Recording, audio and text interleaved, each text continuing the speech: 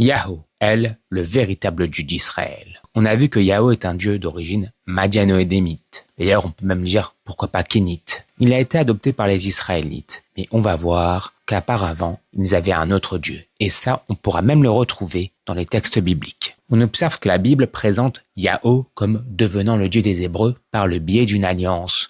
Comme par exemple, en Exode 19.4, Yahoo conclut une alliance sur le mont Sinaï.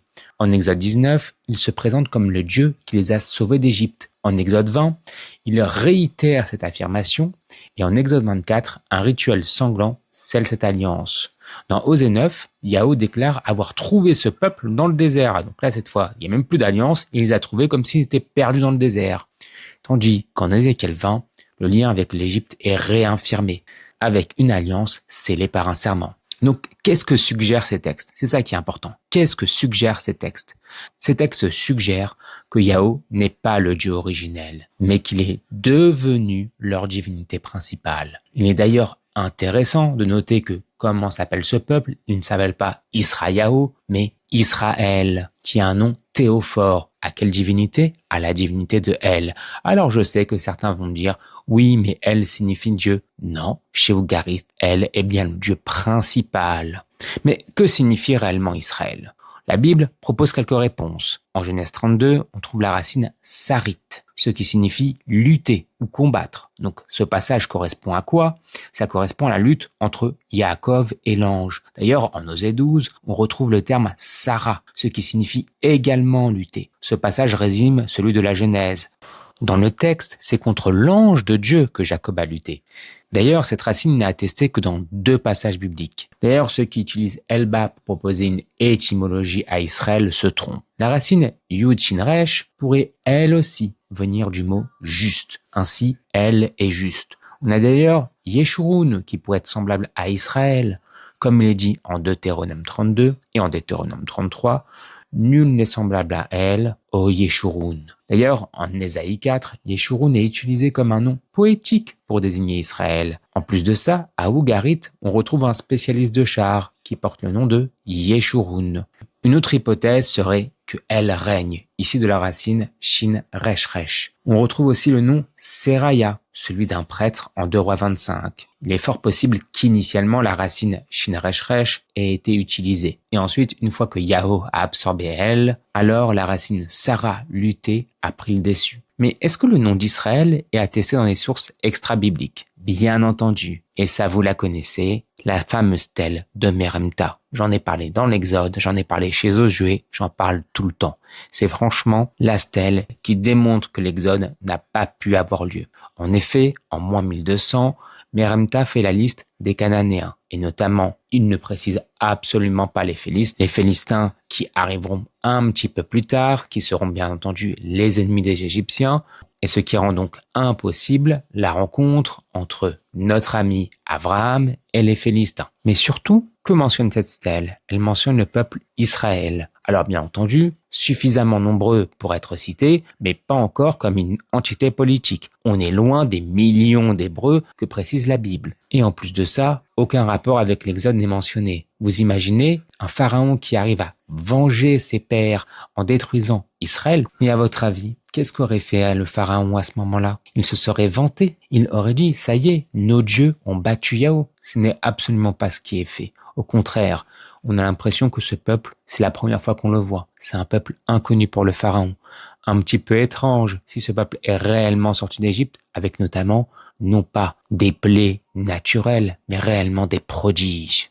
Mais qu'est-ce qu'il y a sur cette fameuse stèle de Meremta?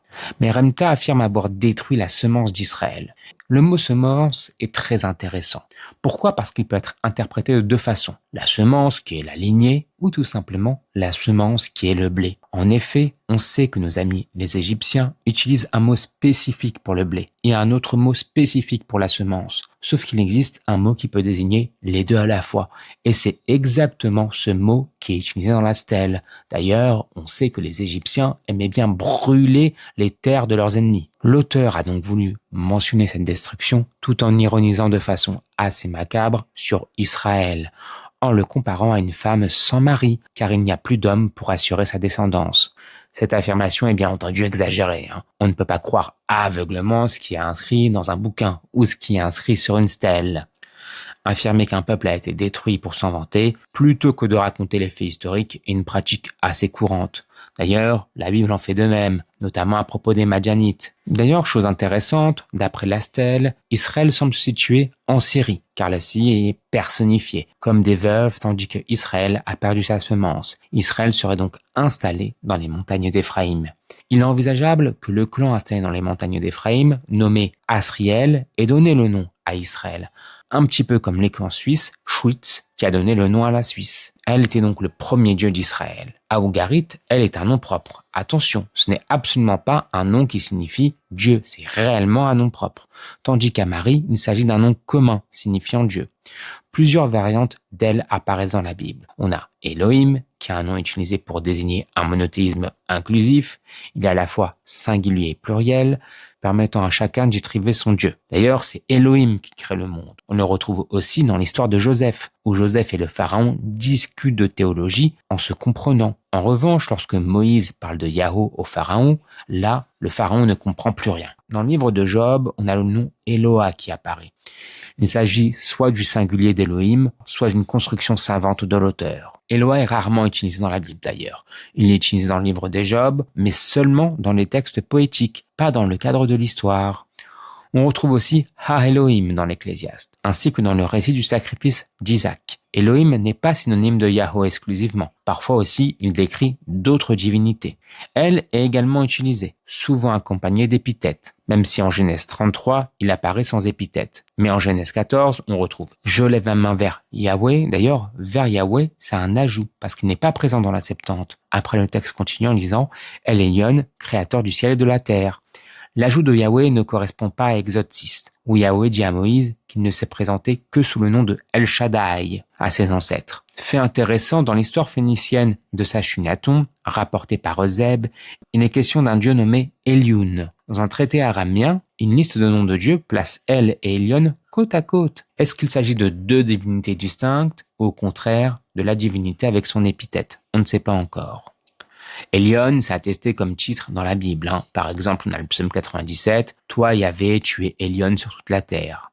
On retrouve aussi Elyon seul dans le Deutéronome 32. À Qumran, Elyon correspond à Elle. En Nombre 24, il est question de celui qui entend les paroles d'Elle, qui a connaissance d'Elyon et qui voit la vision de Shaddai. Ici, Elyon ne semble plus être un simple titre. Dans le psaume 107, on retrouve aussi la parole d'Elle et les conseils d'Elyon.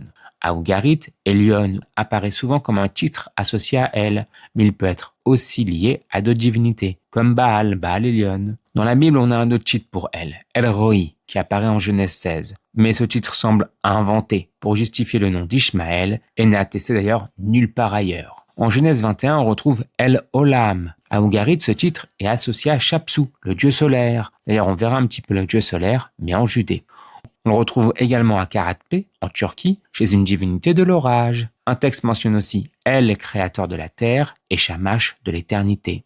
Shamash, c'est quoi? C'est un dieu solaire. El Olam pourrait être un titre solaire attribué à El. L'épithète Shaddai est souvent le plus utilisé. Elle apparaît dans la Genèse et dans le livre des Job, où elle est employée seule. Son étymologie pourrait provenir de l'acadien, des montagnes, ou de l'hébreu sadé, du champ incultivable. À Ougarit, on trouve Ilou Zdi Yassidou, le dieu des champs. En tout cas, dans les trois cas, cela évoque une origine liée à un milieu hostile pour l'homme. Un dieu du désert où l'on peut s'installer et où la vie est très dure. L'étymologie rabbinique, celui qui se suffit à lui-même, est une spéculation, issue de la vocalisation massorétique. La vénération des dieux Shaddaïm est attestée. Par exemple, aux environs de Thémaïsdi. L'auteur qui introduit l'épithète Shaddai connaissait la région. Il savait que ces dieux étaient des divinités arabes pré-islamiques. L'introduction d'El Shaddai permet de créer encore une fois un lien avec les dieux des tribus arabes, dont Abraham est présenté comme l'ancêtre. Toujours la même chose, ce n'est pas le même nom, mais c'est le même Dieu. Désormais, on connaît El, mais comment celui-ci va être absorbé par Yahweh.